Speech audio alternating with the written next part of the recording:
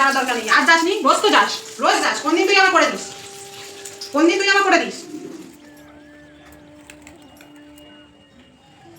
কি খাবো এখন? একটা মানুষকে যে সবার ভালো লাগবে এরকমটা কিন্তু কোথাও বলা নেই। সো হ্যালো এভরিওয়ান, আমি টুম্পা। আমার নতুন আরও একটা ব্লগে তোমাদের সবাইকে স্বাগত। আশা করছি তোমরা সবাই খুব ভালো আছো, আর তোমাদের ভালোবাসার আশীর্বাদে আমরাও কিন্তু এখন অনেক অনেক ভালো আছি। তাহলে চলো আজকের ব্লগটা এখান থেকেই শুরু করা যাক। প্রতিদিন আমার সকালটা শুরু হয় কিন্তু সংসারের বাসি কাজকর্ম দিয়ে, তাই আজ ভাবলাম একটু অন্যরকমভাবে সকালটা শুরু করি। আর যেমন ভাবনা তেমনই কাজ। ঘুম থেকে উঠেই আমি আগে দেখো বিছানার চাদরটা কিন্তু চেঞ্জ করব বলে চাদরটা তুলে দিলাম, আর তারপরে কিন্তু ঘরের সমস্ত জানালা দরজা খুলে আমি দেখো চলে এসেছি ওপরে। আর ওপরে এসেই কিন্তু আমি দেখো মুছতে শুরু করে দিয়েছি। হ্যাঁ, এটা দেখে আবার অনেকের হয়তো মনে প্রশ্ন জাগতে পারে যে দিদি তুমি ঘর বারান্দা ঝাঁট দাও না। হ্যাঁ, সব কিছুই দেখো একটা ভিডিওতে দেখানো সম্ভব নয়, যে কারণে আর কি সব কিছু দেখাতে পারি না। আসল কথা হলো কি বলো তো, একটা ভিডিওতে যদি সব কিছু দেখাতে যাই না, তাহলে কিন্তু ভিডিওটা অনেকটাই লং হয়ে যাবে, আর তোমাদের তখন দেখতে ভালো লাগবে না, বোর লাগবে। যে কারণে আর কি কিছু কিছু ক্লিপ আমি নিই, যেগুলো এডিট করার পরে একটা সুন্দর ভিডিও তৈরি হয় আর কি। যাই হোক, তোমাদের সঙ্গে গল্প করতে করতে ঘরটা তোমার মোছা হয়ে গেল, আর তারপরে দেখো বারান্দাটাও মুছে নিচ্ছি।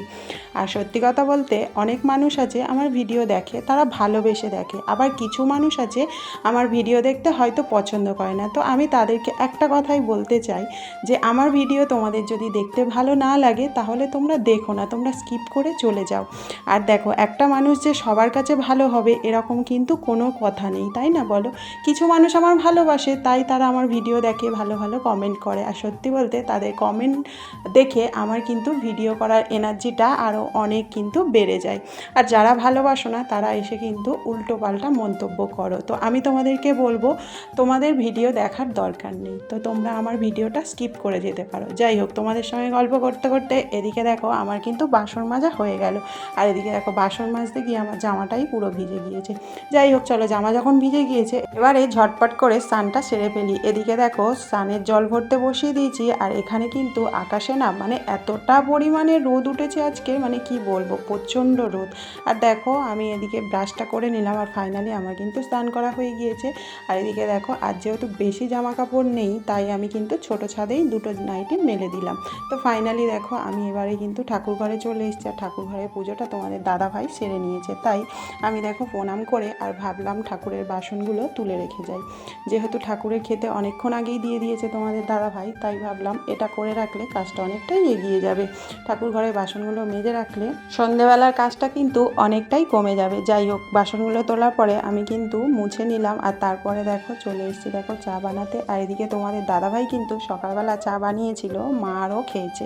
আর এখানে দেখো আমার ছেলেটা কিছুতেই আমার ছাড়া খাবে না, তাই আমাদের দুজনের মতো 2 কাপ কিন্তু দুধ চা করে নিলাম। আর সত্যি কথা বলতে সকালে কিন্তু আমি লিকার চা চিনি ছাড়াই খাই, কিন্তু মাঝে মাঝে ওই যেদিনে আর কি রুটি টুটি থাকে সেদিন কিন্তু আমি একটু দুধ চা করে খাই আর কি। আর ছেলেটা আমার রোজ না ওষুধ খেতে ভুলে যায়, জানো তো, প্রতিদিন ওকে আমাকে মনে করে দিতে হবে, হাতে দিতে হবে, তবেই ও খাবে। তো ফাইনালি দেখো আমরা তো টিফিন করে নিলাম, আর এদিকে কিন্তু তোমাদের দাদাভাই বাজারে গিয়ে দেখো চিংড়ি নিয়ে এসছে, আর চিংড়িগুলো দেখো তাড়াতাড়ি করে ধুয়ে নিলাম। আর এদিকে কিন্তু অনেকক্ষণ টাইম কেটে গিয়েছে, চিংড়িগুলো আমার কাটা হয়ে গিয়েছে, সমস্ত সবজি টবজি কেটে গিয়েছে। আর মাঝে কিন্তু আমাদের বাড়িতে আবার ওই ভোটের জন্য ওই স্লিপ দিতে এসেছিলো, যে কারণে কিন্তু অনেকটাই দেরি হয়ে গেছে। তাই আর একটুও দেরি না করে তাড়াহুড়ো করে দেখো একদিকে ভাত বসিয়ে দিলাম, আর একদিকের গ্যাস জেলে কিন্তু আমি কড়াইতে চিংড়ি ভাজবো বলে তেলও দিয়ে দিয়েছি। আর সত্যি কথা বলতে কাজের টাইমে কেউ এলে না খুব বিরক্ত লাগে। আর দেখো একা একা ভিডিও করছি, একা একা রান্না করছি, সমস্ত কিছু একা একা করতে না সত্যি বলছি প্রচণ্ড হারে কষ্ট হয়, জানো তো,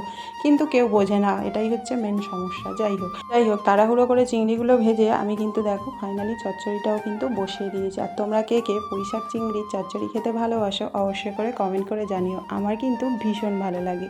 আর সত্যি কথা বলতে আমার শাশুড়ি মা কিন্তু এই ধরনের খাবার খেতে না বেশি পছন্দ করে। হ্যাঁ, আমার ছেলে পছন্দ করে না, যেহেতু শাশুড়ি মা পছন্দ করে তাই সবসময় চেষ্টা করি ওনার পছন্দ মতো কিছু রেসিপি করার জন্য, সত্যি কথা বলতে। আর এদিকে দেখো চচ্চড়ি তো আমার হয়ে গিয়েছে, ভাতও হয়ে গিয়েছে, আর এদিকে কিন্তু আমি বসিয়ে দিয়েছি ডাল, আর এদিকে কিন্তু আমি ডিম ভাজা করে নেবো। আর ওই যে তোমাদেরকে বলছিলাম না আগের ভিডিওতে, আমার এখন আর সত্যি বলতে ডিম ভাজা খেতে একদমই ভালো লাগে না, কেন জানি না। আগে কিন্তু সবথেকে ফেভারিট ছিল আমার ডিম ভাজা, কিন্তু এখন আর একদমই ভালো লাগে না। যাই হোক, দেখো দুটো ডিম ভেজে নিলাম, এদিকে কিন্তু চচ্চড়ি তো হয়ে গিয়েছে, এদিকে ডালও হয়ে গিয়েছে মোটামুটি।